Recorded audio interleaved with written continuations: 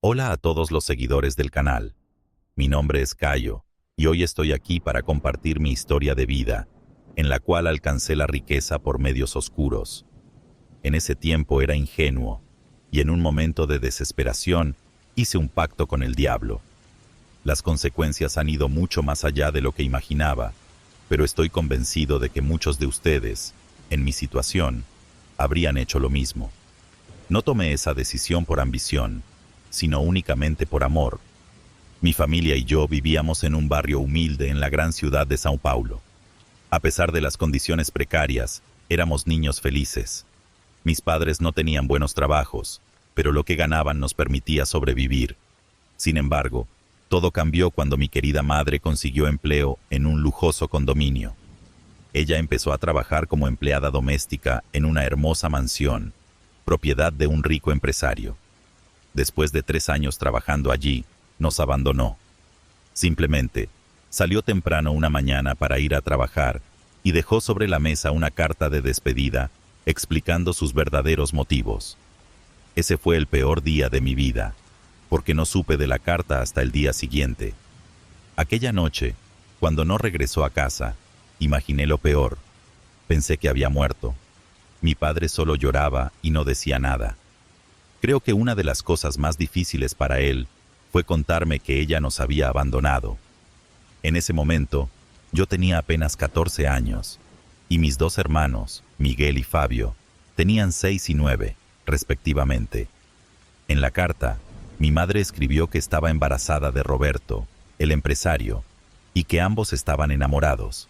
Sin embargo, según ella, Roberto no quería cargar con el peso de llevar a toda su familia. Mi madre siempre fue una mujer muy ambiciosa, y estoy convencido de que su embarazo fue intencional. Aunque ella nos decía que se había enamorado de él, todos sabíamos que no era así. Estaba cansada de la vida de pobreza que llevábamos.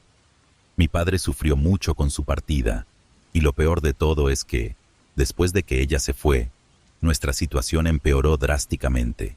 Mi padre era albañil y realizaba algunos trabajos esporádicos. En esa época no tenía un empleo formal, pero trabajaba para una constructora con un contrato temporal. Mi padre siempre fue un hombre muy trabajador, salía temprano por la mañana y no volvía hasta tarde por la noche.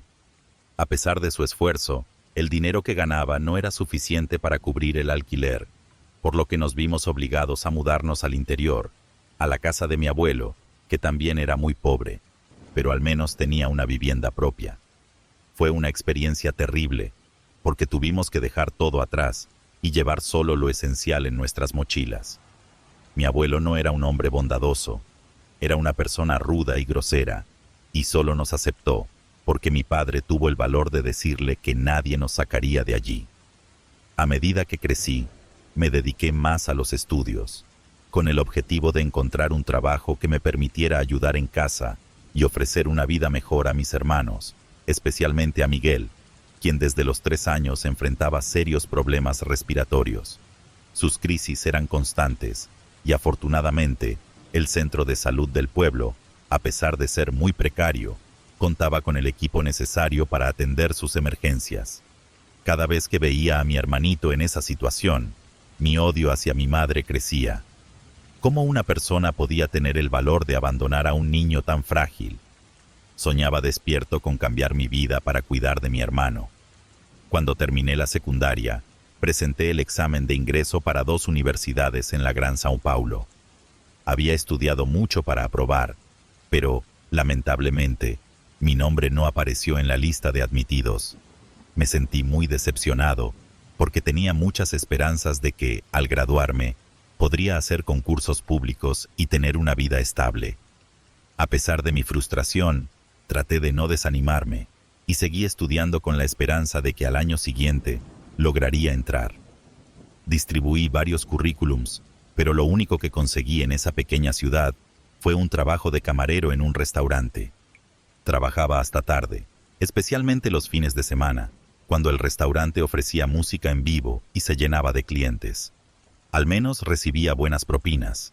Los días eran difíciles, y la situación empeoró cuando el pie de mi padre se infectó. Había postergado la visita al médico porque el hospital más cercano estaba en otra ciudad. Sin embargo, después de un mes, se dio cuenta de que era imposible seguir así y decidió cuidar su salud.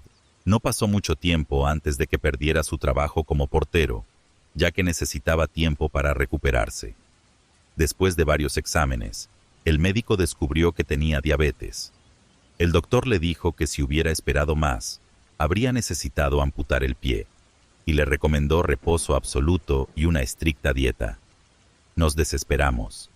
Yo ganaba apenas un poco más del salario mínimo trabajando en el restaurante, y esa cantidad no era suficiente para cubrir los alimentos, los medicamentos y las facturas. Afortunadamente, mi padre decidió seguir al pie de la letra las indicaciones del médico, y en unas 3 semanas, su pie mejoró notablemente. A pesar de la mejora, no veía la hora de irme de ese lugar sin futuro. En el pueblo donde vivíamos, los servicios de salud eran muy precarios. No había hospital público, solo un pequeño puesto de salud. Así que comencé a hacer turnos extras por la madrugada, llegando a casa alrededor de las 5 de la mañana, y a la 1 de la tarde ya tenía que estar de vuelta en el trabajo. Debo admitir que esos meses fueron terribles. Hacía trabajos esporádicos aquí y allá, y así lográbamos poner algo de comida en casa.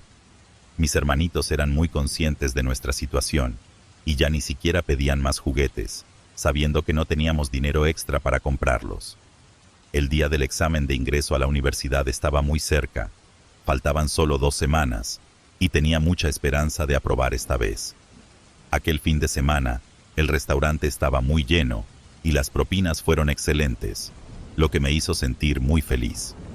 Al finalizar mi turno el domingo, el señor Joao, dueño del restaurante, se acercó a mí y me dijo que durante esa semana no necesitaría trabajar, aconsejándome que me enfocara solo en mis estudios. Además, me aseguró que no descontaría esos días de mi salario, ya que conocía las dificultades que estaba atravesando mi familia. Me sentí muy agradecido y emocionado. Mi turno terminaba todos los días a las 9 de la noche, pero como necesitaba más dinero para ayudar en casa, solía hacer turnos extra, y los domingos generalmente salía a las 2 de la madrugada. En el camino de regreso a casa, que recorría todos los días en mi bicicleta, vi a un hombre sentado en una esquina, a unos 50 metros de distancia. No voy a mentir, me asusté bastante. La calle estaba completamente desierta, no se oía absolutamente nada, ni siquiera el viento soplaba. Dudé en seguir adelante, pero esa era la única ruta para llegar a casa.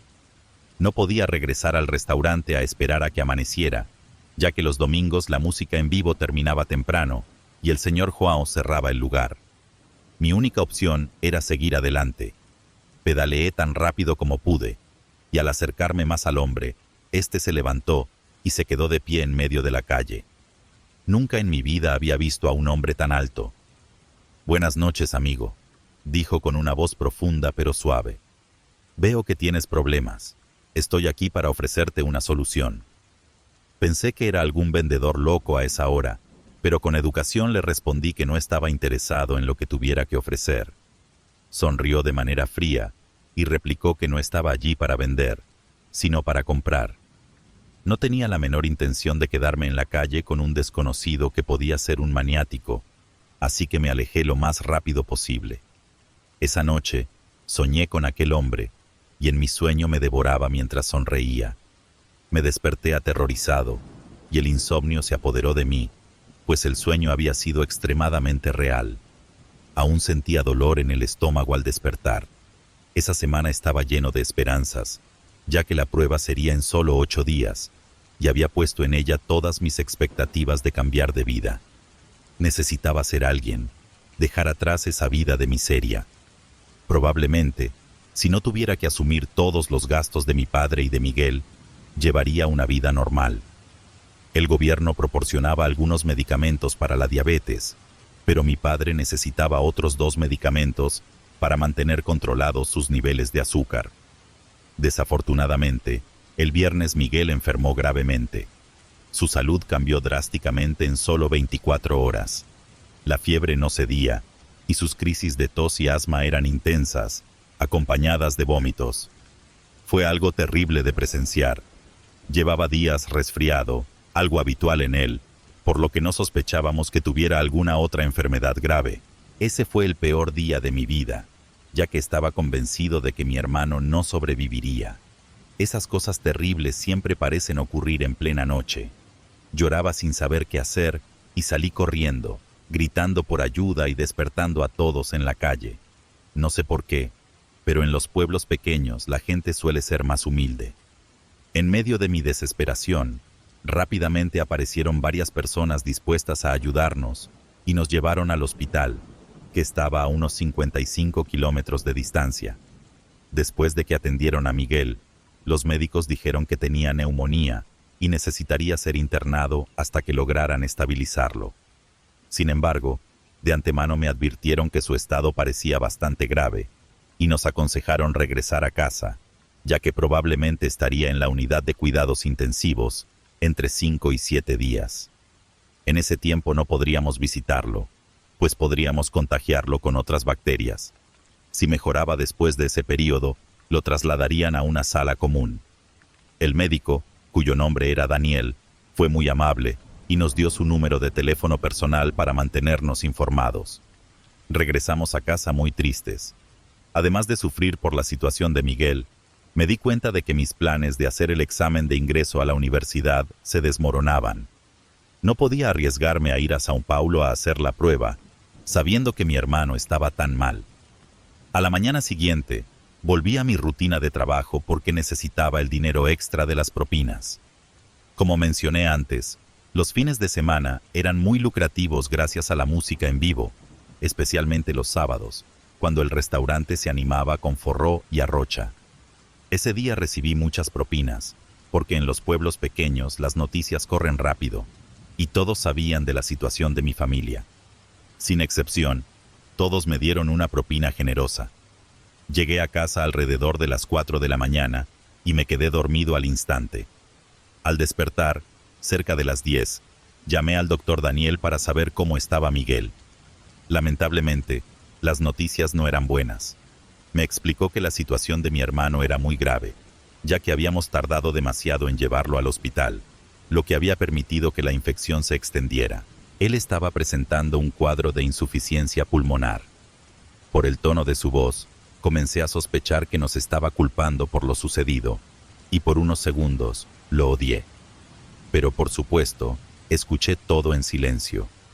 Miguel había tenido problemas respiratorios desde que tenía 3 años, y siempre estaba resfriado, pero nunca le faltaban sus medicinas. Jamás imaginé que aquello no fuera un simple resfriado. Las palabras del doctor Daniel me rompieron el corazón. Me sentía culpable. Mi padre estaba allí, vigilando la puerta del hospital, y aunque tenía miedo de que algo le pasara debido a su diabetes, él me aseguró que estaba tomando sus medicamentos adecuadamente. Ese domingo fui a trabajar por pura obligación. No tenía fuerzas, ni físicas ni mentales, para hacerlo. Mi corazón estaba hecho pedazos. Cerca de las 2 de la madrugada salí del trabajo, y allí estaba aquel hombre en el mismo lugar, sentado. Me sentía tan triste y desolado que ni siquiera sentí miedo al verlo. A medida que me acercaba, él se dirigía al centro de la calle. Cuando pasé a su lado, dijo: «Buenas noches, Cayo. Estoy aquí para resolver todos tus problemas».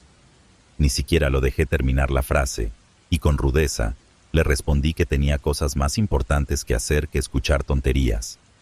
Sabía mi nombre, pero eso no me llamó la atención, ya que todos en la ciudad me conocían. Antes de que pudiera continuar mi camino, él tomó ligeramente mi brazo, y con un tono firme, me dijo que si se marchaba, no tendría otra oportunidad para cambiar mi destino. Le pedí amablemente que me soltara. Crucé los brazos y le pregunté qué quería de mí. Primero, se presentó diciendo que podía llamarlo señor Bartolomeu.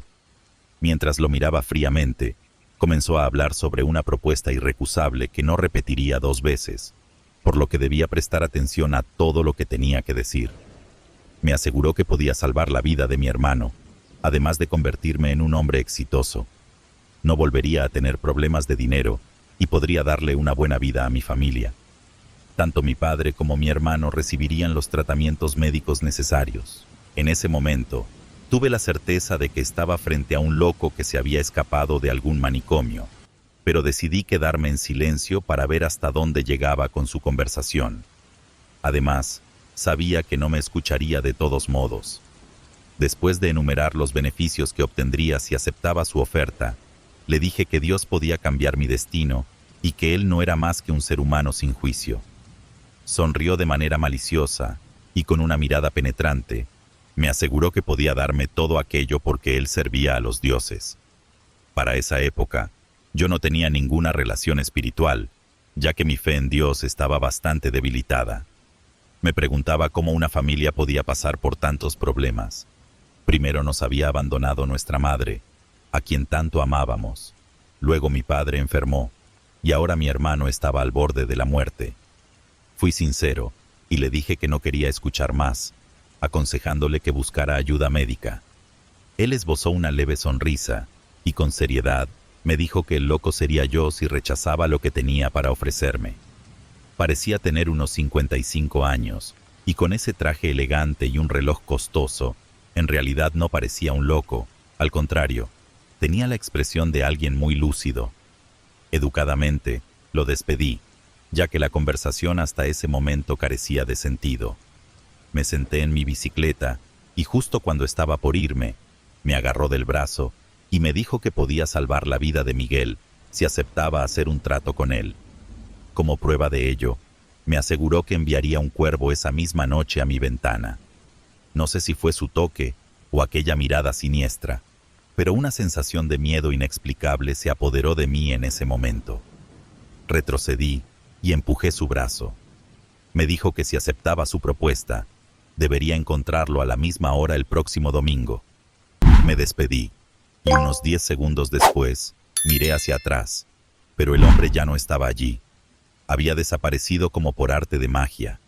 Me quedé sorprendido y volví a buscarlo, ya que nadie desaparece tan rápido, incluso estando frente a una esquina. Me quedé parado en esa esquina tratando de encontrar una explicación lógica, pero no llegué a ninguna conclusión. Decidí irme de allí, ya que la situación me parecía bastante siniestra. Llegué a casa y me dejé caer en la cama, sin fuerzas siquiera para ducharme. Intenté dejar de pensar en el señor Bartolomeu, no por miedo, ya que hasta entonces no había razón para temer, sino porque mi mente estaba enfocada en el bienestar de Miguel. Solo pensaba en verlo sonreír de nuevo. Alrededor de las 4 de la mañana, me desperté sobresaltado por un fuerte ruido. Asustado, corrí a encender las luces, pero para mi alivio, no había nada dentro de mi habitación. Me di cuenta de que el ruido venía de afuera. Me acerqué a la ventana para ver qué estaba pasando, y en cuanto la abrí, un enorme pájaro negro invadió mi cuarto y comenzó a golpear las paredes, graznando desesperadamente. No sé cómo no me dio un infarto en ese momento, ya que el susto que me llevé fue indescriptible. Mis piernas se paralizaron de tanto miedo. Mi abuelo entró corriendo en la habitación, tratando de entender lo que estaba sucediendo, y sin saber nada, comenzó a gritar, diciendo que yo había cometido un error al traer un cuervo a la casa. Al ver mi expresión, rápidamente se dio cuenta de que no había sido yo quien lo trajo, y salió a buscarme agua con azúcar para calmarme. Hasta ese momento no me había dado cuenta de que aquel animal era un cuervo. Mi abuelo corrió y regresó con una escoba en la mano, y fue así como logró sacar a esa cosa de la habitación. Yo seguí allí, paralizado, en estado de shock, tanto por el susto como por el miedo, porque en ese preciso instante recordé que ese era el señal que el señor Bartolomeu había dicho que recibiría. ¿Cuál era la probabilidad de que un cuervo invadiera una casa en medio de la noche de esa manera, justo después de mi encuentro con ese extraño? Este pensamiento no me dejaba en paz. Invadía mi mente cada segundo, mientras intentaba convencerme de que todo no era más que una simple coincidencia. Temblaba tanto que incluso recibí un gesto de cariño de mi abuelo. Además de traerme el agua con azúcar, me acompañó con calma hasta la sala. Aproximadamente 20 minutos después, amaneció, y nos sentamos en la veranda de la casa. Poco a poco, me fui calmando. Luego, me tumbé en la hamaca, y mi abuelo preparó un delicioso té para mí. Pronto fui vencido por el cansancio, y me quedé dormido. Tuve un sueño muy confuso y perturbador. En el sueño, un hermoso niño que parecía tener unos 5 años, jugaba felizmente con una cometa en un jardín frente a la casa de mi abuelo. Me miraba con ternura y decía: «Papá, mira cómo mi cometa vuela alto, papá, mira lo que sé hacer». Y yo me quedaba allí, acostado en la hamaca, observando cada paso que daba. En un momento dado, vi cómo el niño caía frente a mis ojos en un enorme agujero que se abrió en el suelo. Me acerqué rápidamente para ayudarlo, pero, lamentablemente, no podía ver el fondo de ese profundo y oscuro agujero. Solo podía escuchar su llanto, lo que me sumió en el pánico, pues estaba de manos atadas y no podía salvarlo. Después de un tiempo, el silencio reinó, y una sensación de desesperación se apoderó de mí, ya que estaba convencido de que el niño había fallecido. Sin embargo, después de unos segundos, un enorme ángel con alas negras surgió de ese agujero con el niño en brazos, sano y salvo. En cuanto sus pies tocaron el suelo, el niño corrió hacia mí y me abrazó. En ese momento, reconocí que ese niño era yo mismo cuando tenía esa edad. Aquel ángel o demonio, no lo sé con certeza, batió sus enormes alas y voló hasta desaparecer. En ese instante, desperté empapado en sudor, con la sensación de que aún podía escuchar el batir de las alas. Pasé todo el día pensando en el sueño, intentando encontrar respuestas. Pensé en las palabras del señor Bartolomeu, en el cuervo, en todo lo que había sucedido en las últimas 24 horas. Llamé al doctor Daniel, quien me informó que el cuerpo de Miguel aún no había respondido a los medicamentos y que había empeorado, por lo que lo habían puesto en coma inducido. Esas palabras me atravesaron como cuchillos, desgarrando mi ser. Tenía mucho miedo de no volver a ver a Miguel sonreír. Mi preocupación por mi hermano era tan grande que incluso olvidé lo sucedido con el cuervo. No podía cambiar la situación, así que me arreglé y fui a trabajar. Esa fue realmente la peor semana de mi vida. Me sentí aún peor cuando me vi obligado a trabajar al ritmo de la rocha, donde todos cantaban y bailaban felices. El domingo desperté pensando en el señor Bartolomeu, y las dudas comenzaron a atormentarme. ¿Y si aquel sonido era realmente un aviso para salvar la vida de Miguel? Decidí que lo confrontaría y averiguaría qué quería a cambio de todos esos favores. Tal vez solo fuera mi genio de la lámpara. A esas alturas, cualquier cosa valía la pena para salvar la vida de Miguel, o al menos intentarlo. Estaba tan ansioso por encontrarme con él que mentí al señor João, diciendo que me sentía mal y que necesitaba irme. Tomé mi bicicleta y me dirigí al lugar de siempre. Me llenó de alegría y esperanza ver que el señor Bartolomeu estaba allí sentado. Sentía que el sueño y el cuervo estaban de alguna manera interconectados. Vale la pena mencionar antes de nuestro encuentro que crecí sin religión. Para mis padres, Dios no era más que una invención de la iglesia para recaudar dinero. Yo pensaba de manera un poco diferente. Sabía que Dios existía, que era el creador del mundo, pero en cuanto a tener fe en Él, no voy a mentir, no la tenía. Su verdadera importancia y lo que significaba en la vida de un ser humano nunca me fue enseñado ni en casa ni en la escuela. Además, era un joven sin malicia, muy ingenuo, y ni siquiera sospeché lo que estaba por venir. Sin embargo, creo que muchos de ustedes habrían hecho lo mismo que yo, por amor. En cuanto me detuve a su lado, él sonrió y dijo que me comprendería mejor. Estaba lleno de esperanza, pues en ese momento creía que estaba ante un ángel que había venido a cuidarme. Aunque fuera un ángel del infierno, no descartaría la posibilidad de salvar la vida de Miguel. Le hice algunas preguntas sobre él, pero se negó a responder y me dijo que lo viera como mi billete de lotería. Durante nuestra conversación, en ningún momento me mostró el lado negativo, todo lo contrario. Me presentó una vida de éxito para mí y mi familia. A cambio, solo me pidió que le hiciera unos favores, que según él eran simples. Además, desde el momento en que aceptara, mi alma le pertenecería.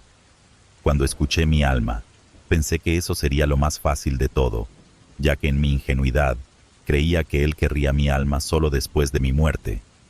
En cuanto a esos pequeños favores que consistían en rituales de sacrificio, acepté de inmediato, aunque en esos rituales también se requería mi sangre.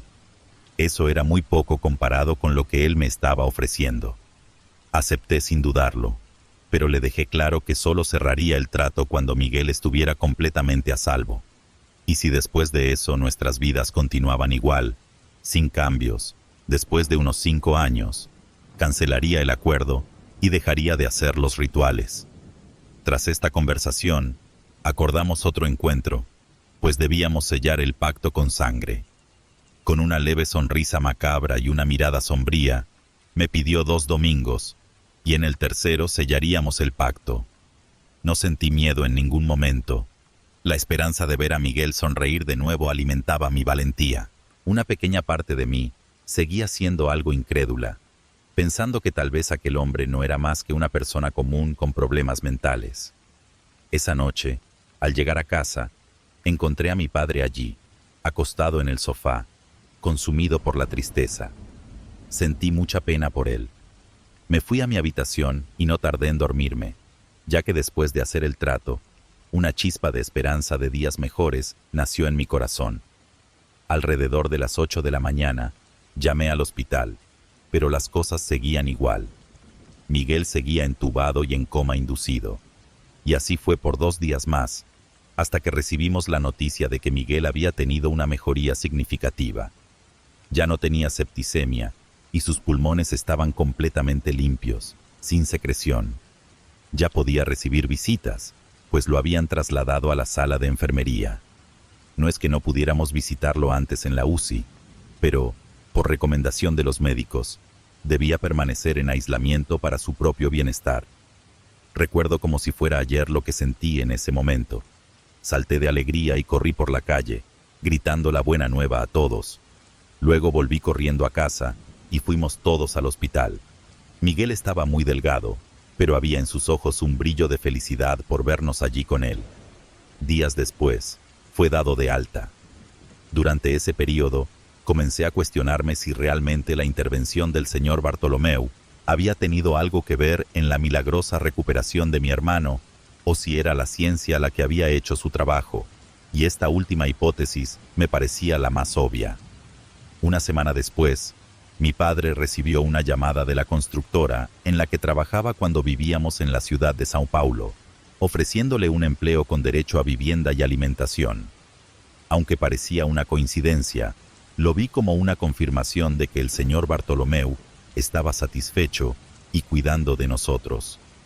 Comencé a soñar despierto con la vida de éxito que él me había prometido.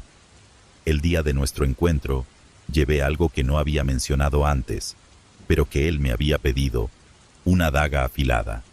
Acordamos todos los detalles, qué debía hacer, cuándo hacerlo y, lo más importante, cómo contactarlo, ya que no sería por teléfono.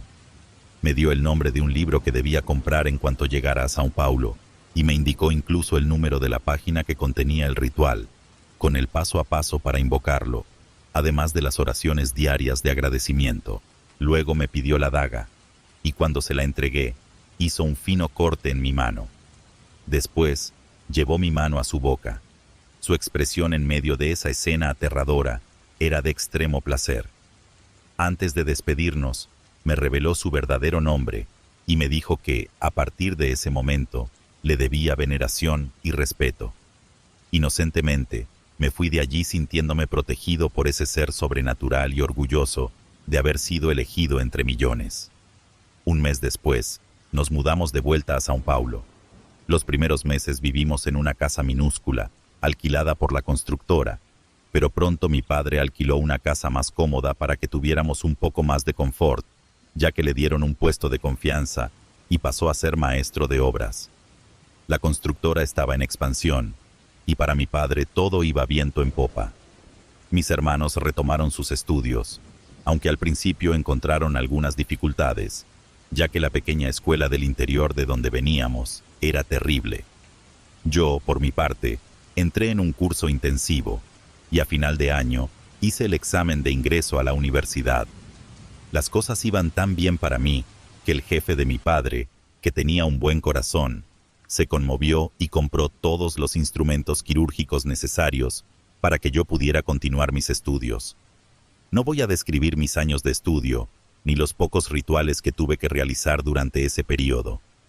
Poco después de graduarme, conseguí un empleo en una renombrada clínica. El salario que ganaba lo guardaba casi todo en el banco, ya que tenía la intención de abrir mi propia clínica. Solo retiraba el 30% para dar una mejor calidad de vida a mis hermanos, que ya no eran niños y querían estar a la altura de los jóvenes modernos. Les regalé videojuegos y teléfonos móviles. Continué mis estudios y me especialicé en periodoncia e implantología. No quería ser un simple dentista, y de esta manera construí una vida de éxito que me llevó 17 años a alcanzar la cima.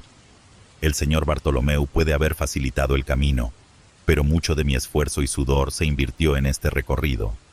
Me mudé solo a un lujoso condominio y financié los estudios de mis hermanos para que ellos también tuvieran una vida estabilizada. Sin embargo, algo no estaba bien. Al tomar la decisión de vivir solo, me di cuenta de que necesitaba reflexionar sobre mi vida amorosa. Las pocas mujeres que habían pasado por mi vida hasta entonces, las había apartado rápidamente para no perder el enfoque en mis estudios, ni entorpecer mi ascenso. Comencé a salir por las noches para divertirme, y entre una fiesta y otra conocí a Livia. Ella es psicóloga, y en esa época tenía 24 años, mientras que yo ya tenía edad para ser su padre. Sin embargo, esa diferencia de edad no afectaba nuestra relación. Empezamos a salir y, en 2 meses, nos comprometimos. Aunque ella no tenía intención de casarse tan pronto, nos comprometimos solo para sellar nuestro compromiso. No obstante, después de 4 meses de compromiso, me dio la noticia de que estaba embarazada de una hermosa niña. Fue muy sincera y me confesó que había tardado en contármelo porque estaba decidiendo si seguir o no adelante con el embarazo. Yo estaba radiante de felicidad. Contraté a un decorador de interiores y le pedí que preparara una habitación para mi pequeña hija. Todo parecía ir muy bien, hasta que una noche encontré al señor Bartolomeu sentado en la terraza de mi casa. Al verme, aplaudió y me dijo: «Felicitaciones, muchacho, has llegado lejos». Sin embargo, percibí un tono amenazante en su sombría voz. Sentí un escalofrío y le pregunté qué estaba haciendo allí. No había envejecido en absoluto. Tenía la misma apariencia y vestía la misma ropa de siempre, un traje negro, y aún llevaba el mismo reloj. Fue muy directo y me dijo que había llegado la hora de pagar un precio más alto. Para la vida que yo estaba llevando, un simple ritual ya no era suficiente, y lo que me pediría sería una prueba de mi veneración y obediencia hacia él. Sentí mucho miedo en ese momento y comencé a sudar frío. Me senté y esperé a escuchar sus demandas. Fue entonces cuando me pidió como prueba a mi hija, que estaba a punto de nacer, y en voz alta exigió que ella fuera el próximo sacrificio. Ni siquiera lo dejé terminar, y grité que jamás haría eso, que él nunca tendría a mi hija. Los rituales continuaría haciéndolos como habíamos acordado años atrás, pero nada más. El señor Bartolomeu no dijo nada, simplemente se levantó y se fue. Yo estaba aterrorizado. ¿Y si se llevaba a mi hija, que ni siquiera había nacido aún? Los meses que siguieron fueron una pesadilla. Vivía con miedo de que algo sucediera durante el parto. En ese tiempo realicé varios rituales, pero no me atreví a invocarlo, temiendo tener que enfrentarme a él nuevamente. Nuestra querida Julia nació pesando 4 kilogramos, completamente saludable, y entonces pude respirar aliviado. Cuando Livia salió del hospital, vino directamente a mi casa, y a partir de ahí empezamos a vivir juntos. Esa misma semana, cuando estaba en el punto más alto de mi felicidad, recibí una llamada telefónica de mi padre. Al principio pensé que era para felicitarme, pero tristemente me dio una mala noticia. Miguel había sido asesinado tras resistirse a un asalto.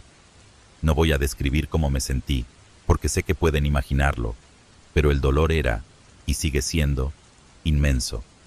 Acudí a varios hechiceros que se decían poderosos, intentando deshacer el pacto, pero todos me dijeron que no podían hacer nada al respecto. Decidí contarle todo a Livia, aunque tenía miedo de que me dejara, pero necesitaba su ayuda. Estaba al borde de la locura. Ella quedó horrorizada, pero permaneció a mi lado. Hablamos con un sacerdote, quien nos recomendó a un sacerdote en Italia especializado en exorcismos y en liberar a las personas del demonio. Viajé solo. No quería que mi esposa y mi hija se involucraran en eso. El señor Bartolomeu no apareció durante los rituales de exorcismo y ni siquiera estoy seguro de si funcionaron. Desde aquel día en mi casa, no volví a ver al señor Bartolomeu, pero sé que sigue al acecho. Por precaución, decidí continuar con los rituales de sacrificio. Incluso Livia me anima a mantenerlos, aunque ahora asisto a la iglesia y rezo a Dios cada día para que mantenga al señor Bartolomeu lejos de nosotros. Hoy, Julia tiene 5 años, está bautizada y es una niña muy sana. Eso me alegra, pero no soy feliz. No puedo tener un día de paz, ya que vivo con la constante expectativa de que él regrese. Sé que fue él quien me quitó a Miguel. Ahora afronto la realidad del alto precio que estoy pagando. Arrepentido, intento advertir a otros sobre los peligros de este oscuro camino. Me costó mi alma y la vida de mi hermano, pero espero que pueda salvar a otros del mismo destino. Agradezco a todos por escuchar mi historia.